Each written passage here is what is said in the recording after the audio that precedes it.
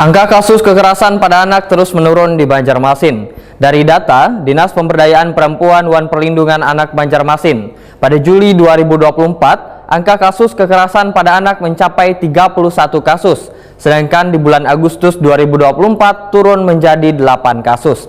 Diharapkan peran sabratan pihak, baik UPTD maupun Satgas bersama DP3A agar gencar datang ke sekolah-sekolah untuk menjadi pembina upacara menyampaikan school bullying.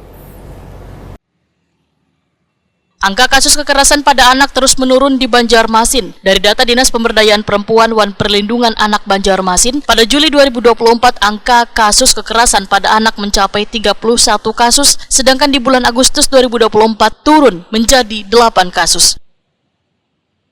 Kepala Unit Pelaksana Teknis Daerah Perlindungan Perempuan dan Anak Banjarmasin, Susan Wahtakoni Prima TV Baisukan, Selasa 17 September 2024 memandahkan angka kasus kekerasan pada anak lebih dominan terjadi kepada anak babinian dengan faktor tertinggi, yaitu pergaulan bebas hingga berujung tindak pelecehan seksual. Sedangkan kasus pelecehan seksual rata-rata terjadi dari perkenalan melalui media sosial. Susan memadahkan meningkatnya kasus kekerasan pada anak lelaki yang terjadi tepatnya pada akhir Juni hingga Juli atau bertepatan wayah libur panjang sekolah dikarenakan adanya kasus geng motor. Menurun itu juga peran semua pihak, bukan cuma UPTD, baik Satgasnya juga berperan. Sekarang gencar juga pihak DP3A datang ke sekolah-sekolah untuk jadi pembina upacara menyampaikan school bullying. Nah, di situ kemudian bagaimana juga efek negatif dari gadget. Nah, kemudian pergaulan mereka juga harus mereka jaga. Jadi dengan upaya yang seperti itu kita mampu nih menurunkan angka dari yang bulan Juli 31 menjadi Agustus cuma 8 kasus saja keseluruhan.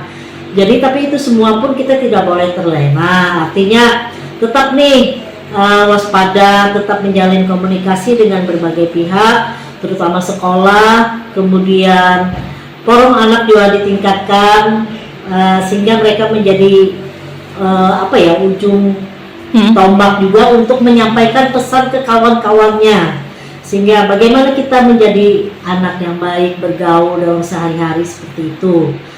Nah, itu semua keberhasilan itu untuk menurunkan angka ini semua pihak, baik Dinas Pendidikan, Dinas Kesehatan melalui penyuluhan, melalui Posyandu, kemudian Dinas DP3A sendiri kerjasama dengan sekolah-sekolah yang tetap menjalankan menjadi pembina upacara pada setiap Senin. Kemudian juga peran keluarga itu sendiri, keluargalah yang berperan untuk menurunkan angka kekerasan ini. Susan berharap peran sabratan pihak baik UPTD maupun Satgas bersama DP3A agar gencar datang ke sekolah-sekolah untuk menjadi pembina upacara menyampaikan school bullying. Selain itu, keterlibatan Dinas Pendidikan Banjarmasin untuk terus mensosialisasikan tentang bahaya bullying agar peserta didik bisa tahu bahaya bullying tersebut.